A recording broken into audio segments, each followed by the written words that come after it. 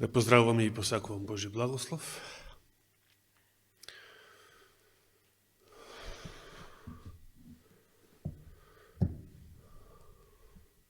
На почеток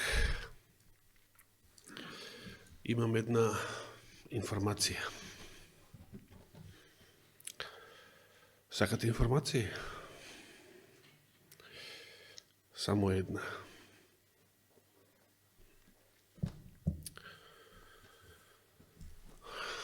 Прво да ве прашам, дали се плашите? Од нуклеарна војна се плашите?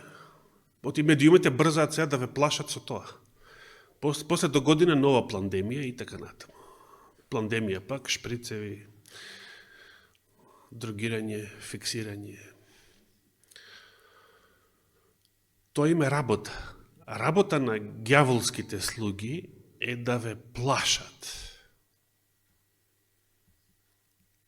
И кои се тие што се природно се плашат? Кои се тие што природно ќе се плашат? Немаат избор. Сите што се без вера ќе се плашат. Без вера во Господа. И без неговата љубов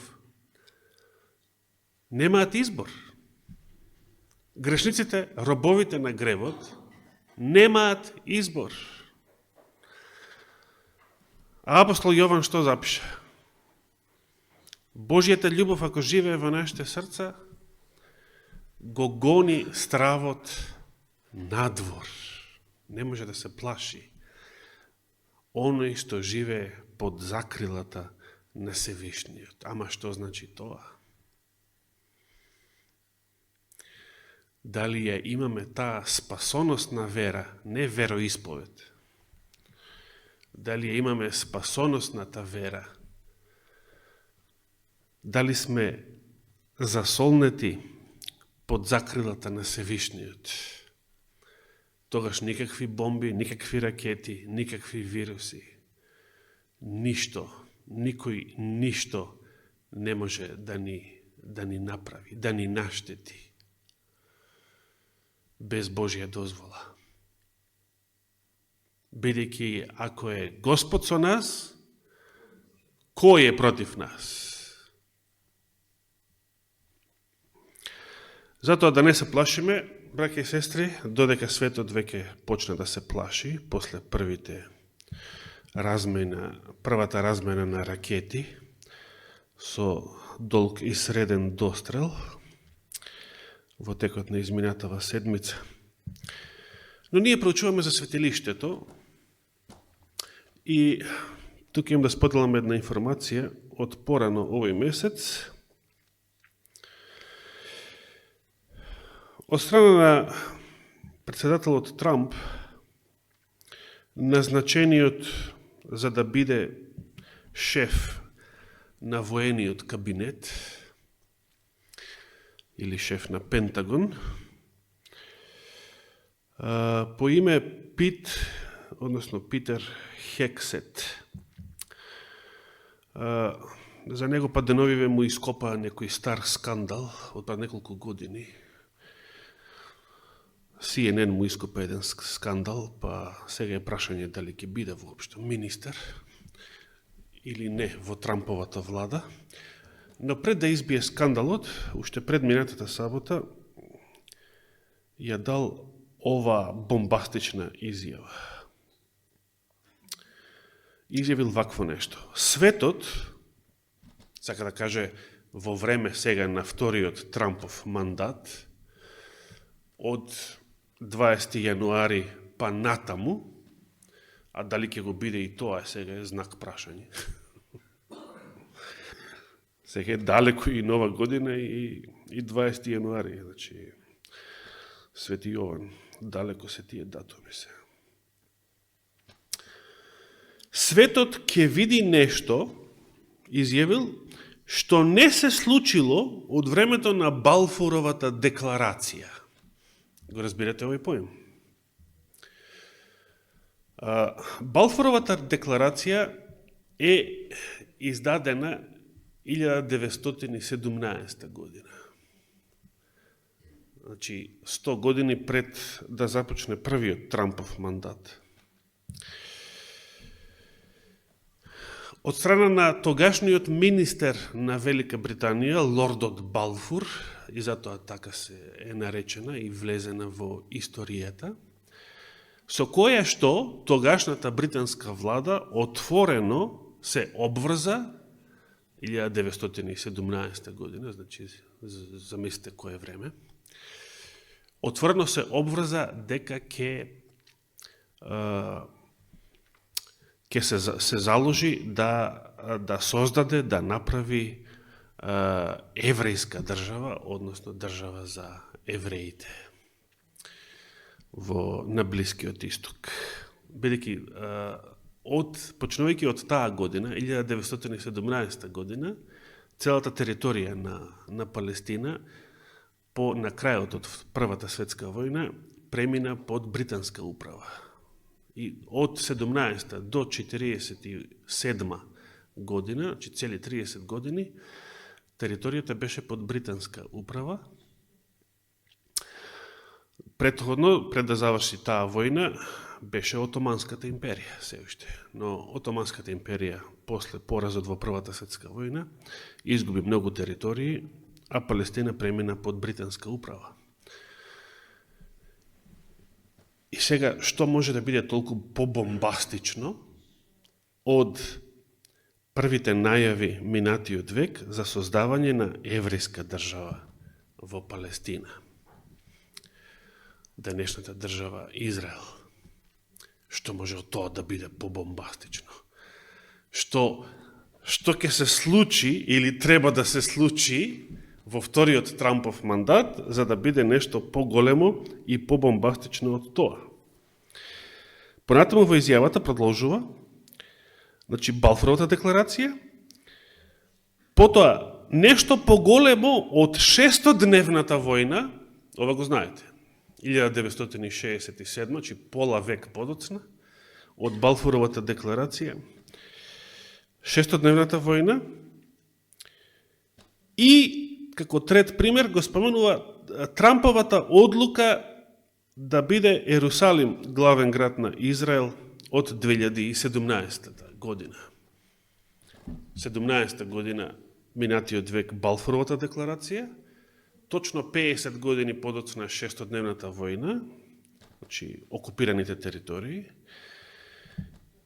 и 50 години, уште 50 години, 2017 година, има тука нешто со овие бројки.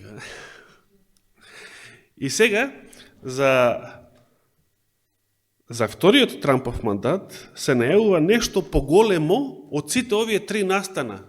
Што може да биде поголемо само од основањето на државата Израел, да речеме, и сите војни што уследија по прогласувањето на таа држава. Што друго? Хексет напоменал дека следната администрација, се мисли следниот Трампов мандат, ќе направи нешто што не се случило 2500 години. Пазите, сега отворено изјавуваат вакви работи. Уште не се на власт, уште не седнати на фотелја. Изјавуваат дека ќе се изгради храм на Храмската гора во Ерусалим. А што зборувавме ние? Се сеќавате летоска кога кажав, YouTube каналот се сеќава секако. Се кажав летоска, се сеќавате кога кажав од ова место, уште од авион се гледаше дека Трамп 20 година е тргнат од власт, за да не му се извалка угледот со вакцините и треба да се врати на власт колку месеци пред изборите, го кажував тоа. Се сеќавате што кажуваше брат Андреј во мај месец? Се сеќавате, да ве подсетам, Heritage фондацијата, што се обврза Трамп пред американските конзервативци дека ќе направи кога ќе се врати на власт во вториот мандат. Се сеќавате? Неделниот закон. Заборавивме, нели? Погледнете, ја ви препорачувам проповета на брат Андреј од мај месец под наслов Неделниот закон доаѓа на нашиот YouTube канал. Неделниот закон доаѓа, така е насловена. Како знаевме, браќа и сестри, дека Трамп ќе биде повторно избран? Како знаевме? Гледате како Библијата ти дава памет, ти дава сознанија поголеми и од разузнавачките служби. Но, Господ има механизми како да ги одложи завршните настани, да не се случат. Ако е негова волја, да продолжи времето на милоста. Па сега дали тоа ќе биде со некоја руска ракета, дали овака, дали онака, не знаеме. Само Господ знае. Но што е наше? Наше е да веруваме, да бидеме верни, да проучуваме, да бидеме будни, исполнети со Неговиот дух, и ако тоа бидеме, нема да се плашиме. Од ништо нема да се плашиме. И исто така знаеме дека според Новиот Завет, она што за нас е битно и каде што нашите очи треба да бидат насочени, не е храмската гора во Ерусалим, туку кој храм и каде? Небесниот храм и небесното светилиште. Зошто? Бидејќи таму служи нашиот новозаветен првосвештеник Исус Христос. Истовремено нашата жртва за гревот, нашиот свештеник кој ја принел таа жртва за гревот и сега нашиот посредник, новозаветен посредник во небесното светилиште. Завршихме минатата сабота со целата 7 глава од посланието до евреите. И оваа среда што измина, прочитавме доста работи на таа тема и од Библијата, и од духот на пророштвото. Ги прочитавме и воведните зборови од посланието до евреите 8 глава. Па би сакал да отвориме таму сега. Посланието до евреите 8 глава. И јас ќе продолжам да читам од преводот на доктор Константинов.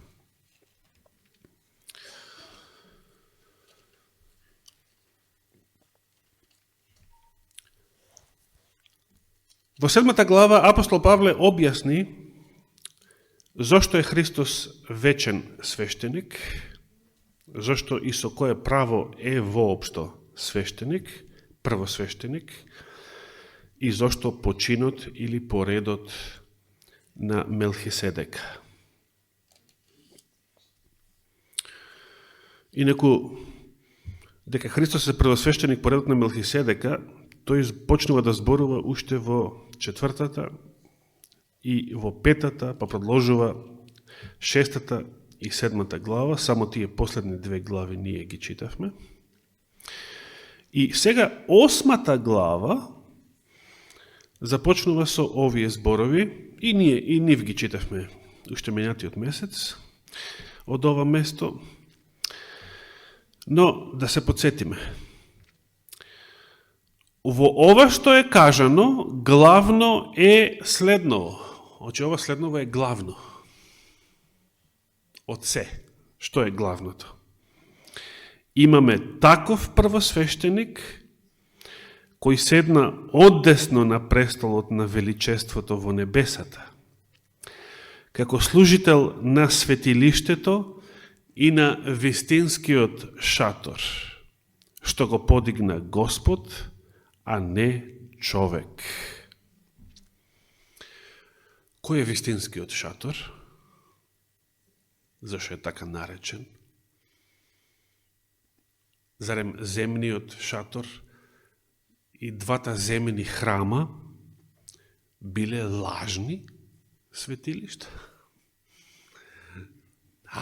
Така. И сега продолжува. 3 стих. Зашто секој првосвещеник се поставува за да принесува и дарови и жртви. Нали, рековме еднаш порано во оваа серија проучување, свештеник не е свештеник ако нема жртва за принесување. Не може да се нарече свештеник. Секој првосвештеник се поставува за да принесува и дарови и жртви. Затоа е потребно и тој да има што да принесе. Зашто ако тој беше на земјата, не би бил ниту свештеник, рековме зошто. Не бил левит од Левиевото племе. Според законот Христос не бил квалификуван да биде свештеник старозаветен во земното, старозаветното светилиште. Продолжуваме 4 стих. Значи, да беше на земјата, да служеше на земјата во земскиот храм, старозаветниот храм, не би бил ниту свештеник. Зашто тука има такви кои ги принесуваат даровите според законот. Значи, тоа беа левитите. Што сега видовме од сликата минатата сабота, сакаат да ги возобноват. 5 стих. Тие, значи, земните свештеници, левитите, старозаветните свештеници. И видите, вториот храм се уште постоел додека било пишувано ова послание, затоа зборува во сегашно време. Тие им служат на што?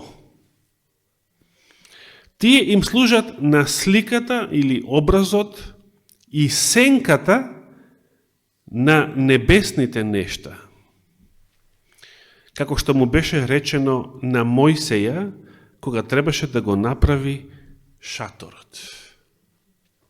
Сега разбирате зашто небесното светилиште е наречено вистинскиот шатор. Земното светилиште бил само слика. Дали е исто да имате слика и насликаната личност во живо пред тебе? Дали е исто? Пример, Љупче и Цеце, керкави и внукот, дали е исто да ги гледате на слика, барем на електронскиве слики исто така, или да ги имате во живо тука заедно со вас пред себе. Дали е исто да имаме икона Христова, икона, и да го имаме него лично, живиот Бог, пред себе. Исто или не? Што би рекле, чисто логично, чисто човечки, дали сликата на некоја личност е самата таа личност?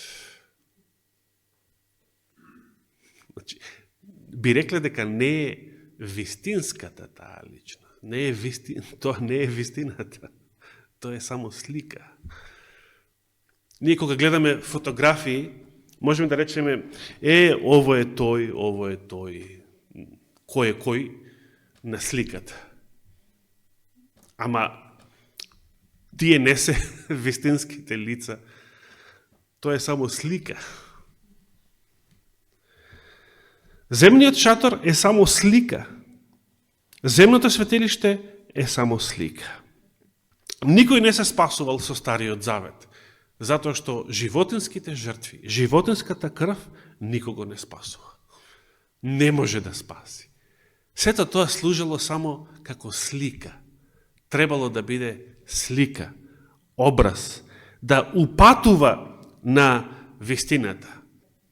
И кога ја немаме вистинската личност пред себе, со нас, што е следното најдобро што го имаме? Слика. Слика. Не е тука заедно со мене, не го гледам лице в лице, и што е, додека е отсутен, додека е отсутна, таа личност, што е следното најдобро? Слика. Сликата ми може да ти биде многу драга. Контактите преку малите екрани, разговорите, така на далечина, се многу драги. Но кога ќе дојде личноста живо, во живо, присутна покрај вас, дали ви требаат тогаш телефоните, екраните, фотографиите? Не. Христос е реалноста. Само неговата жртва спасува и само неговото посредување, само неговото свештенство усовршува, спасува. И само тоа може да не оправда и да не однесе во новиот Ерусалим и подоцна на новата обновената земја. Значи, ке застанавме кај 5 стих, тие, земните старозаветни свештеници, им служат на сликата и на сенката на небесните нешта, како што му беше речено на Мојсеја, кога требаше да го направи шаторот. И сега цитат од Стариот Завет: гледај, рече, да направиш се според образецот, што ти беше покажан на гората. Каде се наоѓа овој стих? Според конкордансот, каде се наоѓа овој стих? Сигурно во Мојсеевите книги. Значи, кога требало да биде направен шатор, земниот шатор, Господ на Мојсеја, каде? На планината, на гората Синеј, кај што овој 40 дена и 40 ноќи седел таму без да јаде ништо. За тоа време народот се избезуми. Дури си предпоставил, овој го изел некој рис, го изеле некој, можда умрел, му се случило нешто. Го заборавиле и се откажале од верата. Толку бргу. Но таму на гората на Мојсеј му бил даден образец или нацрт, или шема, или слика, и земниот шатор требаше да биде направен според тој образец, што му беше покажан на гората. Благодарам. 6 стих. И сега доби толку повозвишена служба, мислејќи на Христа, колку што е и посредник на подобриот завет. Христос е посредникот на подобриот завет. А кој е тој? Новиот завет. Што е озаконет или заснован, другиот превод, врз подобри ветувања. Се сеќавате која беше разликата на двата завета во однос на ветувањата? Тоа се од порано. Да. Стариот завет беше заснован на кое ветување? На човечкото ветување. Израелците под Синај, целиот народ му ветил на Мојсеја. Се што кажа Господ ќе направиме. се што кажа Господ, ќе направиме. И колку бргу го прекршија тоа ветување. Прв пат од тоа ветување дадено, колку бргу го прекршија после тоа. Се заветувале, Мојсей 40 дена и 40 ноќи на гората, во друштво само со Господ.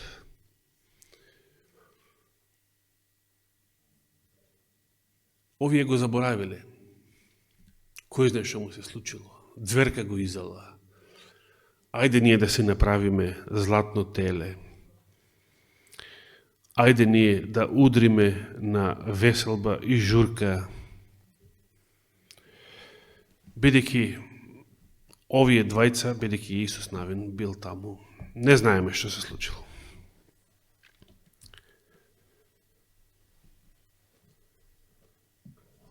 Значи, според апостол Павле, образецот што му бил покажен на Мојсеја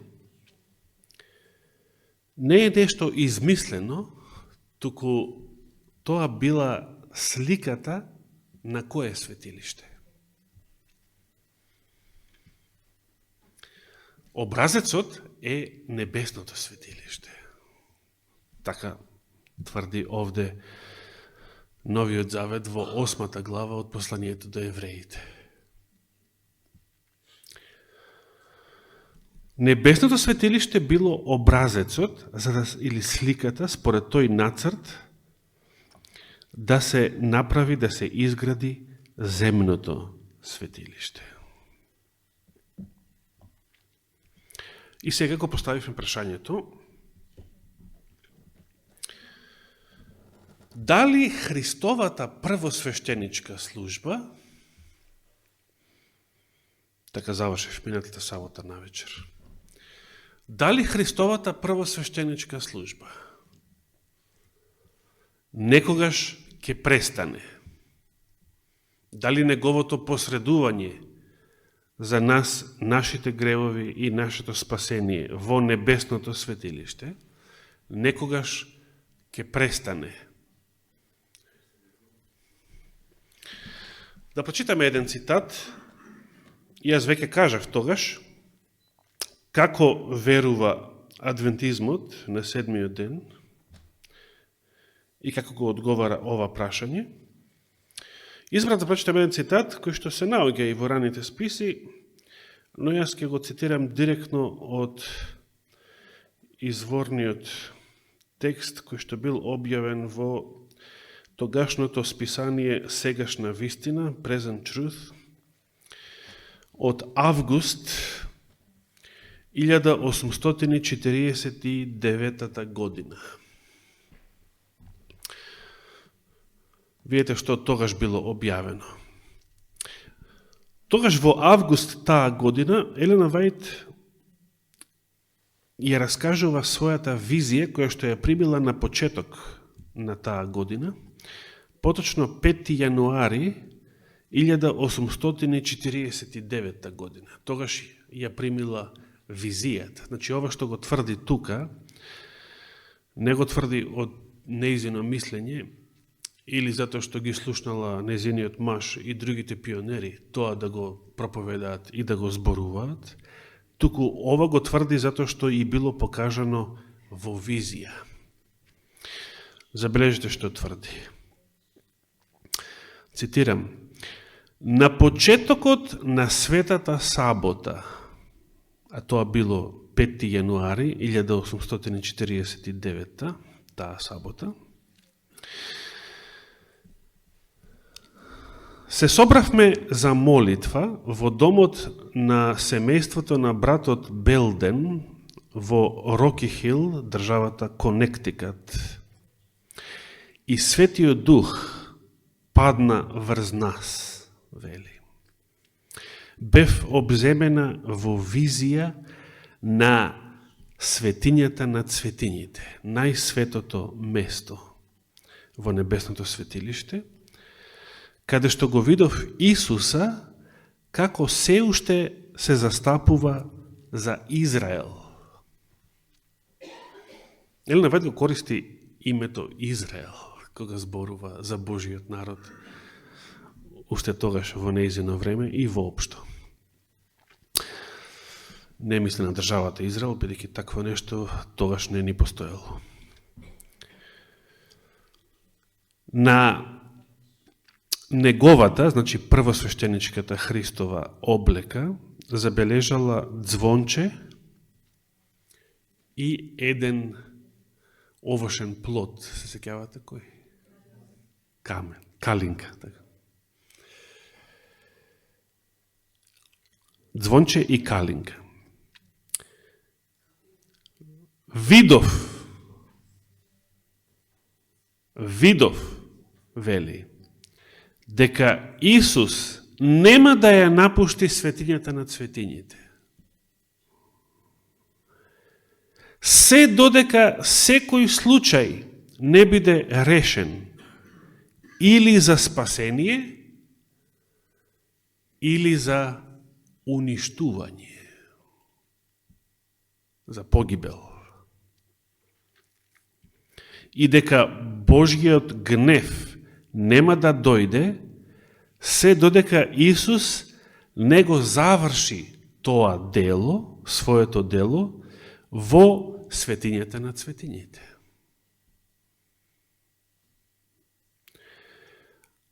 А кога ќе го заврши, што тоа значи?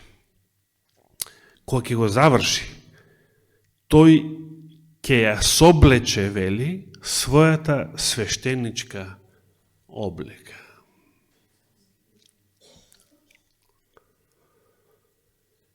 И ќе се облече со една друга облека.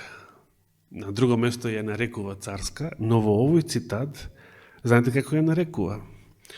Со облека на одмазда, одмаздата.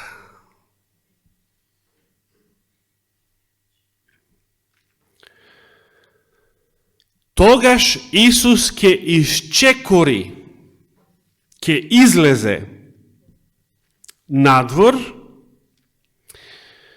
од посредништвото помеѓу Отецот и луѓето,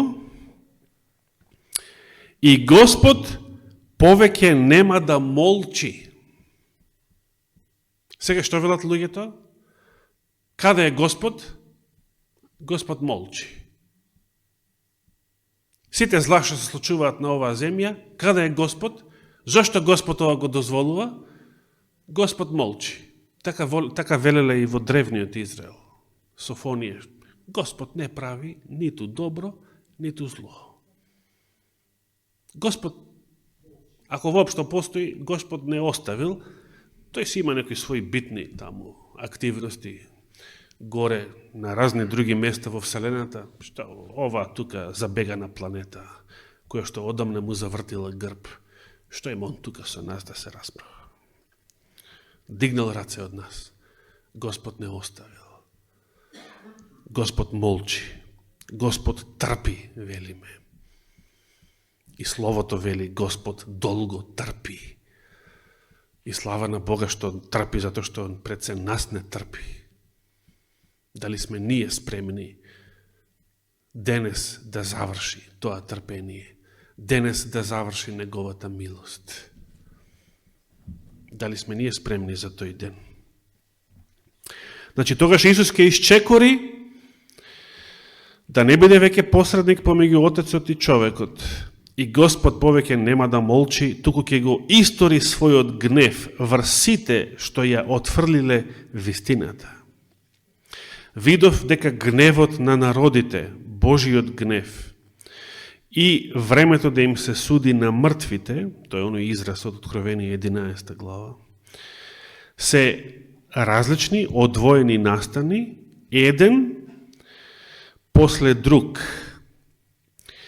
И последната реченица, видов дека Михаел, ова е сега алузија на Даниел 12.1, видов дека Михаел се уште не станал и дека времето на неволја, какво што никогаш не било, се уште не започнало.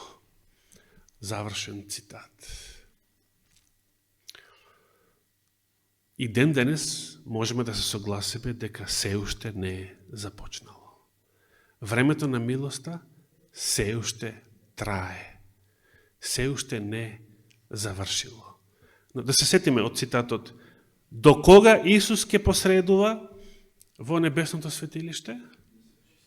Додека секој случај, вели, секој случај не биде решен било за спасение, било за уништување. Што значи тоа? Што беше проречено за Христа уште во книгата на пророкот Исаија, па се цитира во Евангелијата? Значи, некоја гламија што се дими одвај, жарче ако има нешто одвај, тој нема да ја угасне. Што значи тоа?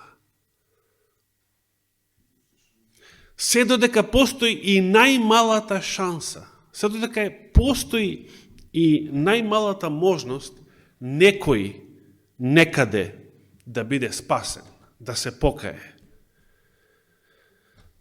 Господ таа шанса нема да ја ускрати.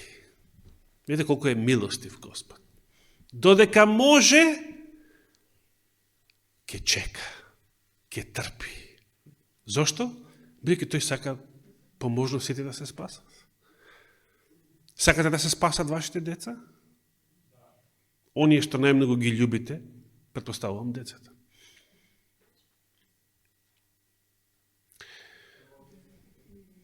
Какви жртви сте спремни да поднесете за вашите деца? Колку трпеливи да бидете со вашите деца? Колку бргу сте спремни да се откажете од вашите деца? Да дигнете раце? Ај, пушти го, нека крши глава. И јас од денес натаму не мислам на него, го заборавам. Има и такви родители. Има и оние што се откажуваат по вестници на времето. Денес не знам дали се прави тоа.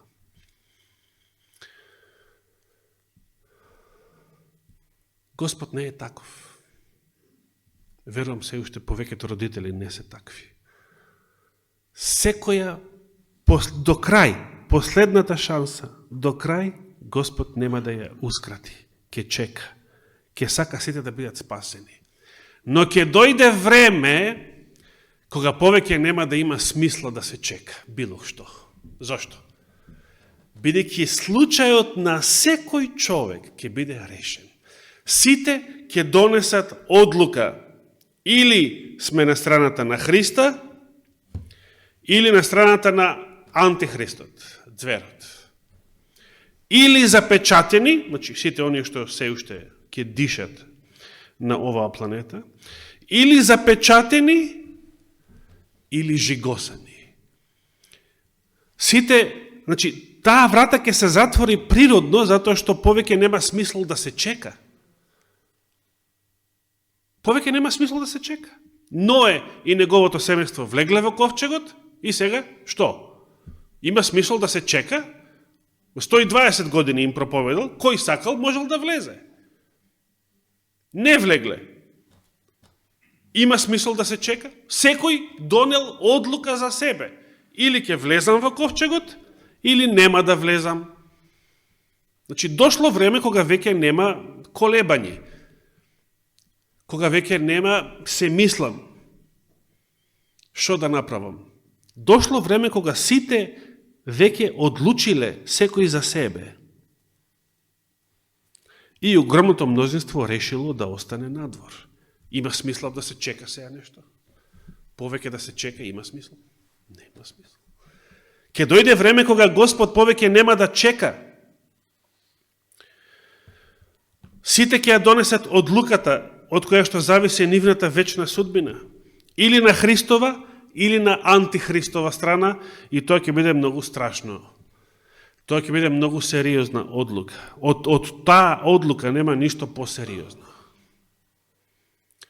Од тоа зависи нашата вечна судбина. И затоа повеќе нема да има смисла да се чека. Тогаш Христос ќе престане да посредува во небесното светилиште. Зошто? Затоа што сите што живеат на земјата веќе донеле одлука. Или се запечатени, или се жигосани.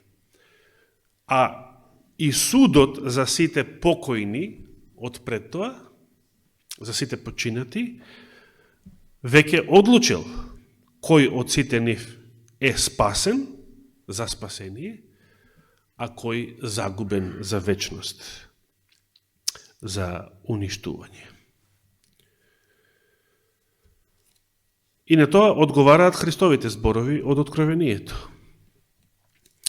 Тогаш кога Христос ќе престане да посредува западнатиот човечки род.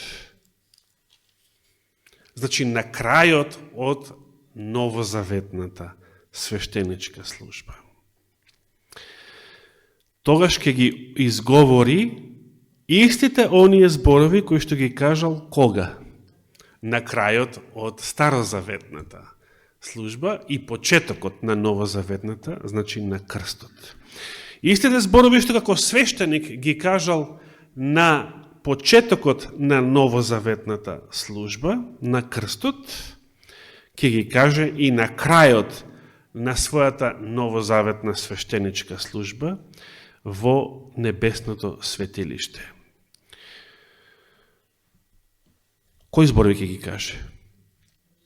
Се сврши. И што потоа ќе каже, се сеќавате?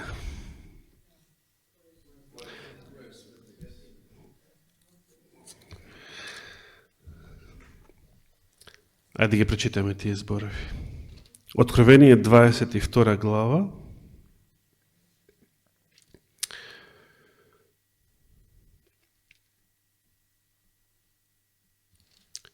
Единаести стих. Зборовите се сврши, се цитираат во 21 глава, во 6 стих. Но идеме ние на последната глава, 11 стих. Кој врши неправда, од тој момент, кој врши неправда, нека врши се уште неправда. И понатаму, со други зборови. Кој е нечист, што? И понатаму нека се валка, нека се прља, нека се онечистува, вели преводот. Се уште. А кој е праведен, нека врши уште правда. Кој е свет, нека се осветува уште. Што значи ова? Ова значи дека карактерот на сите луѓе ќе биде зафиксиран, запечатен. Оне што бил праведен, што се очистил до тогаш и се посветил до тогаш со Христовата крв, тој ќе си остане таков. Оне што си останал грешен, расипан, никаков, тој и понатаму ќе си биде таков и непоправлив. Зашто? Времето на милоста завршило. Затоа што свештеничката служба во небесното светилиште завршила. И настапува Господовиот ден, денот на гневот, денот на одмаздата, според малите, старите пророци. И според Исаија, големиот пророк, денот на одмаздата на нашиот Бог. Последните зборови од пророштвото кое што Христос го цитираше во Назаретската синагога, но само тие зборови ги испушти. Последните ги испушти. Господ ме помаза да направам тоа, и последните зборови ги испушти. Кои беа тие зборови? Пред тоа кажа да ја објавам благопријатната година Господова, и сега Исаија завршува со зборовите и денот на одмаздата на нашиот Бог, но Христос тие последните зборови ги изостави, бидејќи тогаш пред 2000 години се уште не било тоа време. Го разбирате ова? А кое е време? Кое е времето? Кога тоа ќе дојде? Дали е нашето време? Дали во наше време ќе заврши милоста? Големи се шансите, според ова што гледаме, да се случува. Големи се шансите. тоа да се случи. И за денес да одговориме и на ова прашање. Зошто адвентизмот вакво нешто проповеда? Гледаме, за тоа има темел и во Христовите зборови во Откровението, и не само таму. Кога самиот тој во 7 глава од посланието до евреите е наречен вечен првосвещеник. Да се подсетиме зошто така е наречен. Значи, се враќаме во посланието до евреите, во 7 глава, каде што ќе се подсетиме уште еднаш на зборовите од 24-тиот, може да почнеме дури од 23-тиот до 25-тиот стих. Значи, евреите 7 глава, од 23-тиот до 25-тиот стих.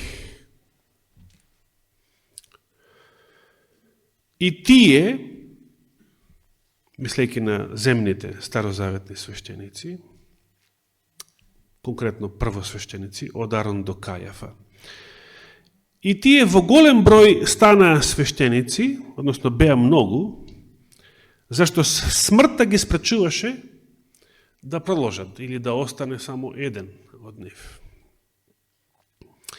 А тој, значи Христос, има свештенство што не може да мине на друг, зашто останува довека. Зошто? Значи, зошто Христовото свештенство е вечно? Сега самиот објаснува зошто во 25 стих. Затоа и може наполно да ги спасува оние кои преку него доаѓаат при Бога. Зошто?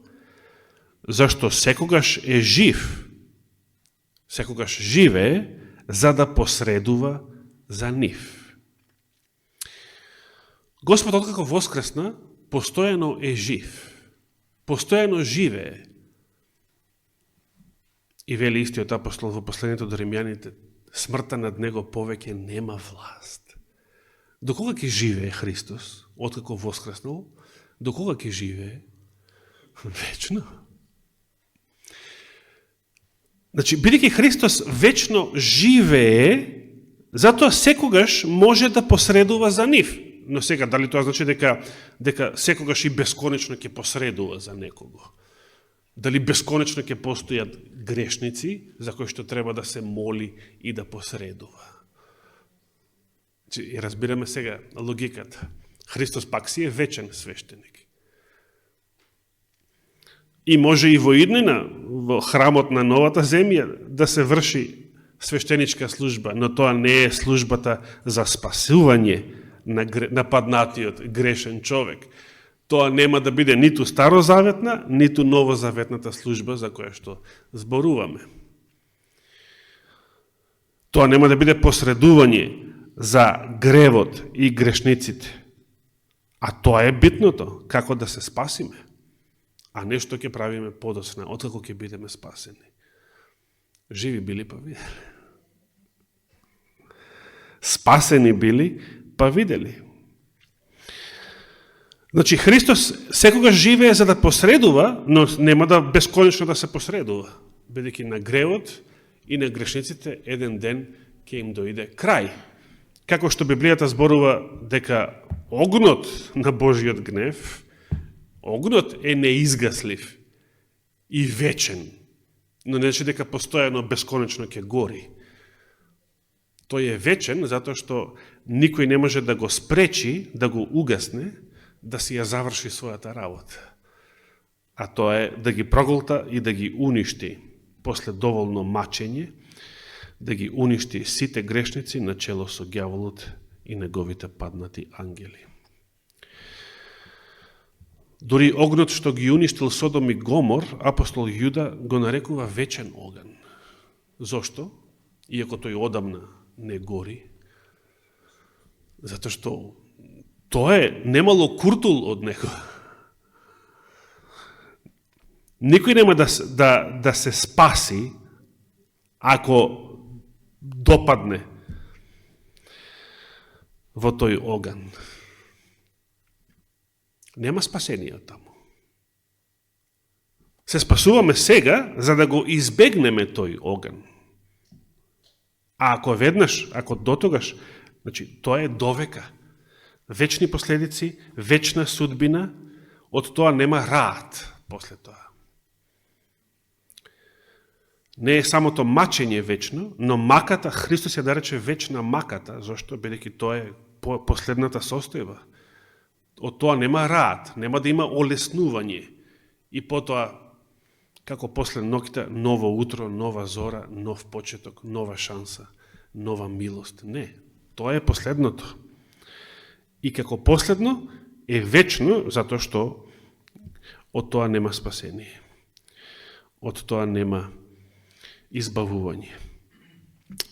А самиот оган не мора да бесконечно да гори и самите грешници, осуденици не мора бесконечно да се мачат во него. Тоа нема смисла. И сега продолжуваме за воиднина, ако даде Господ живот и здравие, само да најавам. Ќе се вратиме на 9 глава, каде што ќе проучиме зошто само првото одделение од земното светилиште беше символ на целиот Стар Завет, на целата старозаветна служба, и тогаш какво значење имало второто одделение, светињата на светињите, што символизира второто одделение од земниот шатор, од земниот храм и службата во него. Затоа, ако даде Господ живот и здравие, ќе продолжиме следната сабота. Нека му е фала и слава вечно. Амин.